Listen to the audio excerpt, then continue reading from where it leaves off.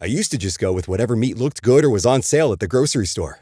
But now that I've experienced the exceptional quality, flavor, and convenience that you can get from Omaha Steaks, I'm never going back. They can build a custom food plan based on your schedule, which means less food waste and stocking up on high-quality proteins to always have on hand. With Omaha Steaks in your freezer, you're always just minutes away from a quality dinner. Whether it's Taco Tuesday or a weekend feast, taste the Omaha Steaks difference and never settle for grocery proteins again. Get flavorful, high-quality proteins delivered by visiting omahasteaks.com. Plus $35 off when you use promo code YUM at checkout. That's omahasteaks.com, code YUM. Terms apply. See site for details. Go to omahasteaks.com and use promo code YUM at checkout for $35 off. Minimum purchase may apply. Maybe you recognize this voice. Andy Betterman here of the injury law firm Greenberg & Betterman. For over 35 years, we've been helping people in the DMV with auto accidents and medical malpractice. Get a free consultation by visiting gblawyers.com and feel better. Ladies and gentlemen, thank you for listening. Thank you for downloading. And thank you for subscribing to the latest edition of the 12 Kyle podcast. I'm 12 Kyle. Check this out. On this bonus edition, I want to go back. I want to go back to November 7th, 1991. On that day, first and foremost, that's a day I'll never forget. History was made in a weird way, and it's one of those things like you always kind of remember when certain historical events happen. You kind of remember like where you were and what you were doing when you saw or heard what it was that happened. But I remember that day like it was yesterday. Again, it was November 7th, 1991. At the time, I was a freshman at South Carolina State University. I was playing football. We had just finished practice, right? And we just finished practice. I was coming from the calf, and I was walking with a couple of my teammates who were walking toward the dorm. And when I got in the dorm, I distinctly remember hearing somebody say, "Man, Magic got AIDS." And of course, they were referring to legendary basketball player Irvin Magic Johnson of the Los Angeles Lakers. And so I stopped. I remember stopping, and I looked back, and I can't remember who said it, but I said to whoever said it, I was like, "Man, don't say that. You end up starting some nasty rumor." And I kept walking. And it took me a few minutes to make my way to the third floor of my dorm room. And I distinctly remember when I got upstairs and I turned the corner, I was walking down the hallway and I saw a couple of my teammates that had the doors open to their rooms. And it didn't really dawn on me, but like at that particular time, like everybody was looking kind of sad. I saw at least 3 guys, right? 3 guys. And each of them had the doors open and they just looked sad. And I didn't really make much of it at the time. And then I overheard, as I was walking towards my room, I overheard somebody say something else about Magic. I just heard the name Magic. And I'm like, what's going on with Magic? And then I immediately thought, well, maybe the guy heard the other guy mention that stupid rumor about Magic having AIDS, and maybe he was believing it too. And so it was 6:00 by the time I got to my dorm room. 6:00, and this particular day, I turned on the TV because I was going to catch the evening news. And I turned on the news, and then at the bottom of the screen, it said breaking news. I'm like, and keep in mind, it's 1991. There's no internet, there's no Facebook, there's no Twitter. So, when stuff happened, we got it from TV. We either got it from TV or you got it from the newspaper, right? So I see breaking news, so I stop. Right, because if breaking news comes on, you want to know what's happening. Did something bad happen or whatever?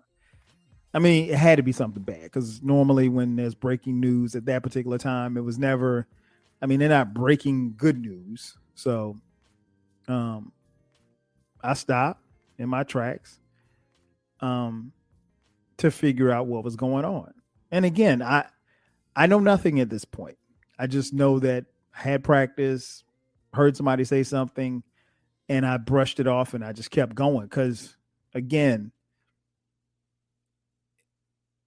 people would say dumb stuff all the time. So you don't pay stuff attention. I could go on and on about the rumors that I've heard growing up. But anyway, I turn the TV up and I see Magic Johnson standing at a press conference. And boom, Magic looks into the camera and says, first of all, let me say good after late afternoon. Because of the HIV virus that I have attained, I will have to retire from the Lakers today. I just want to make clear, first of all, that I do not have the AIDS disease, because I know a lot of you want to know that, but HIV virus. My wife is fine. She's negative, so no problem with her.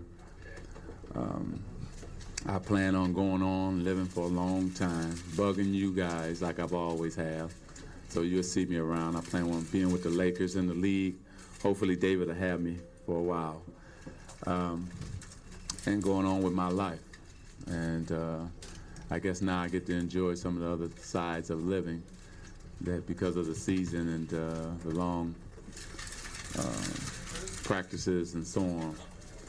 I just want to say that I'm going to miss playing, and I will now become a spokesman for the HIV virus, because I want people and young people to realize that they can practice safe sex. And sometimes you're a little naive about it and you think it could never happen to you. And you only thought it could happen to, other people and so on and on. And it has happened, but I'm gonna deal with it, and my life will go on. And I will be here enjoying the Laker games and all the other NBA games around the country. So life is gonna go on for me, and I'm gonna be a happy man. Because I have acquired HIV, I will be retiring from the Lakers.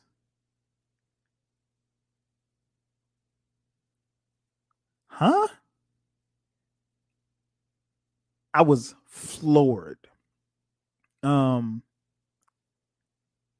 I couldn't believe it. I was like, "Are you kidding me? This has to be like some kind of joke." He kept talking, and I couldn't get past the fact that he said, "I have AIDS," and I'm like, "Damn, Magic, AIDS?" Because you have to keep in mind, at that particular time in 1991, again, I'm a freshman in college, right? We didn't know, we knew what AIDS was, but this is how I rationalized it. Magic wasn't gay. How could this be? How could he have AIDS? He's not gay. I'll be the first to admit that at that particular time, I wasn't a huge fan of Magic because I hated the Lakers. I mean, Dr. J was my dude, and then subsequently Michael Jordan. But But I respected the fact that Magic was a winner. And I mean, he was LA. He was the Lakers. And I always gave him his props because he was a winner. But when he was making this announcement, as the shot came down, I'm looking at him and I'm thinking, this is the last time that I will ever see him alive. Because he's going to die of AIDS. And so I figured that HIV would eventually become AIDS and he'd be dead in 2 years. That's how I rationalized. That's how we all thought. Well, it's been 30 years and Magic Johnson probably is as healthy as he's ever been. I mean, I'm not his physician, but he's still here. But that particular day, man, was crazy because word spread like wildfire. I don't know who else was watching the news. I saw it and I couldn't pull myself away from the TV to go tell somebody. So I waited until the press conference was over. And again, this is national TV. This is like CBS. This ain't Sports Center because I ain't have ESPN in my dorm. Yeah, I was just floored. Like, I remember walking out of the room and walking back down the hallway. And I remember seeing dudes crying. I mean, like, snot crying like you just lost a family member crying. Big, muscle-bound dudes, my teammates, hurt because they thought this dude was dead. Like, they thought it was over. And I mean, like, as the word, spread around our campus, naturally you think about your own vulnerability. One of the things that Magic said in his press conference that, if I can get it, anybody can get it. And while he did not get into the specifics as to how he acquired the virus, I want to say the doctor spoke on it, but he constantly talked about, practicing safe sex, which, I mean, you're in a college campus, you know what I mean? So I'll let you fill in the blanks as to what you think happens on a college campus when it comes to safe sex. But, we all thought about our vulnerability at the time. And I'll be honest, at the time, I knew very little about HIV AIDS. I did know that it was a virus that would eventually turn to AIDS and you die. And to be honest, most of the people that I can't say that I knew because I didn't know a lot of people that had HIV, but the people that were portrayed on TV and rumors in the hood and stuff like that, it was people that were gay. Or at worst case, you were intravenous drug user, meaning like you would shoot up drugs and use needles, sharing needles with, someone else who had HIV or AIDS. That's all I knew. So you just didn't want to catch it, and in 1991, we were very ignorant about how you could get AIDS. I mean, that you can get it through sex, but, there's a lot of people, and myself included, that thought maybe you could get it from touching somebody. And I had to educate myself. But at that particular time in 1991, November 7th, 1991, Magic Johnson was the only person that I knew that had HIV. I didn't know anybody else that had it. I'd heard about people having it, but not anybody. I mean, Magic was the closest person to me that had it, and Magic wasn't close to me. It wasn't like we was boys, but I just knew that day that would be the last time that I saw him, and the next time I'd see him, he'd be frail and sickly looking. I remember seeing the movie Philadelphia with Denzel Washington and Tom Hanks, and I remember how that movie played out. And you just saw the sickness just kind of take over. And those images were what kind of played in our head that particular day. Like, this last time we're going to see Earvin Magic Johnson alive or healthy or vibrant or flashing that $1 million smile like he would on the basketball court. I will say this much. Magic's announcement made me become more knowledgeable about HIV/AIDS. I'm not going to sit here and tell you I ran to the library and, started doing research, because I didn't, but I wanted to educate myself as much as I could with the resources that we had. Because again, there's no internet, so you got to look in books and stuff like that. And honestly, there wasn't a lot of publications that had stuff readily available for you to research. So you had to kind of do it on your own. Now, subsequently, after his announcement, there was a lot of stuff, a lot of information that came out. And I learned as much as I could.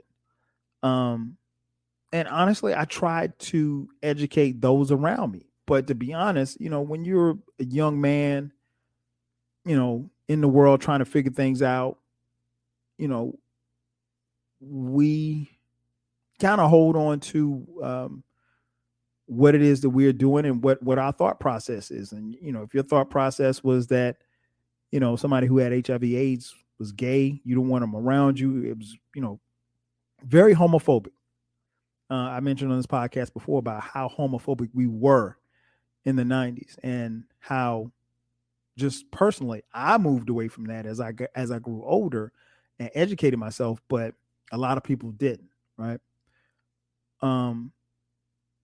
But I wasn't raised to be prejudiced toward anybody. I wasn't raised to be homophobic or anything like that. I was raised to be accepting, because I know the struggle that we had as a people, as Black people. I'm Black, for those of you who don't know. The struggle that we've had. So it's like, I wouldn't want that, on anybody. So I wasn't raised like that. But I just tried to see people for who they were. It didn't matter to me who they fell in love with or who they slept with. That's their prerogative and their decision. And I'm okay with that. It's none of my business. And, my thing was, we were taught to love regardless. And then over a period of time, I learned that AIDS wasn't something that you could quote unquote catch. Magic's announcement helped me do all of this. And I think, for a lot of people, we became more aware and more self-aware about, what HIV/AIDS was and what it was going to be, particularly with, the people that we would come in contact with in life. Because as you move about, throughout this world, the reality was you're going to come in contact with people who had HIV and AIDS. I mean, that's just what it was. So again, I educated myself, and I hoped and prayed that Magic would be okay. Fast forward to, what was it? 2007. Fast forward to 2007. I got a chance to meet Magic Johnson. It was on the set of TNT's Inside the NBA. At that time, Magic was working on Inside the NBA with Ernie Johnson, Charles Barkley, and Kenny Smith. There was no Shaq. Shaq obviously was playing. Shaq wasn't even playing. Shaq was in college. What am I talking about? So for you young people, Magic was there before Shaq got there, long before Shaq got there. But anyway, Magic transitioned from his playing career, because he did retire that particular day. And if you're familiar with history, Magic came back. He went on to play with the 92 Olympic Dream Team, and then made a run back as a player in 1994, I believe, and then subsequently retired. And he coached the Lakers for a little bit, and he had a late night talk show that lasted like a month and a half. It was bad, but I mean, he was trying. He was doing different things. But anyway, 2007, I get a chance to meet Magic on the set of inside the NBA. My wife was working at TNT at the time, and she hooked something up. I don't even know how I can't even tell you how it happened, but we got a chance to visit the set and then kick it in the green room with them, and got a chance to meet the late great Craig Sager. Shout out to Sager, real funny dude, real good dude too. He cussed a lot, but real cool. But yeah, it was cool, man, because like once we got past the set and we went into the green room, it was just me, Sharice, I think two other people, Ernie, Charles, and Magic, and Kenny in the green room. And in the green room, they have these TVs and stuff set up so you can watch the game, but you can also watch stuff that's on other programs or what have you like that. But you know, they were in the green room and they stayed back there until it was time for them to go on the air, right? And so, you know, naturally sitting there, you strike up a conversation. So we struck up a conversation. I can't even remember what we talked about. But I found Magic Johnson to be very engaging, just as cool as he was on the basketball court. Very warm, very friendly. And we didn't have a long conversation, but I was just impressed with the conversation and just impressed with who he was. I really enjoyed the conversation. I wanted to thank him for educating me about HIV/AIDS because he did without even trying. I wanted to thank him for what he did for the HIV/AIDS movement because it was key. He was the face of it. I wanted to tell him how much I respected him as a player on the Los Angeles Lakers. And no matter how much I hated their squad, those Showtime Lakers were, you know, some of the best teams that basketball has ever seen. I wanted to tell him about how I felt that particular day, that I thought, you know, that might be the last time that I would see him. But it wasn't. I didn't want to tell him. I didn't want to be, you know, overbearing or be too deep, but I wanted to tell him how much of a fan that I became of his that day. I don't know if it's because I thought we were going to lose him or what, but I gained a lot of respect for him. And I wanted to tell him, hey, I wasn't a fan before, but you know, you got a fan in me now. I just wanted to tell him thank you for all that you've done, because he did so much. Because he did. And that particular day, November 7th, 1991, Magic Johnson was the only person that I knew that had HIV/AIDS. Fast forward to 2007, I knew people that passed away from HIV/AIDS. Family members, people that I went to school with. And it wasn't just, you know, the person that did this or the person that did that or whatever. It's people that I never met, people, you know, that you'd hear about. This country, this world, we lost millions of people from HIV/AIDS. But Magic helped the movement. He helped, you know, talk about safe sex. He helped in so many ways. And I wanted to thank him for all of that. While there's no cure for HIV, obviously Magic is someone who has lived 30 years now with HIV/AIDS. Well, excuse me, with HIV, because he hasn't contracted AIDS. He's had HIV for 30 years. And I mean, we thought that day he was going to die, but he didn't. I mean, we really thought that was it for him. I wanted to thank him for opening my eyes about the disease, opening my eyes about loving people, opening my eyes about homosexuality, all of that, because all of that became part of my research, part of my development as a young man. And I wanted to thank him for just being an example for millions of people across the world. But I couldn't bring myself to thank him to do all of that. He was getting ready to go back on set because it was about to be halftime. And in parting, the only thing I could say was, hey, Magic, you take care of yourself. And he looked at me and he said, I will definitely do that. And he has. And trust me, we're a whole lot better from it. That's going to do it for me. Ladies and gentlemen, thank you for checking out this bonus edition of the 12 Kyle podcast. I'm your boy, 12 Kyle. We'll catch you guys next time. 5Gs.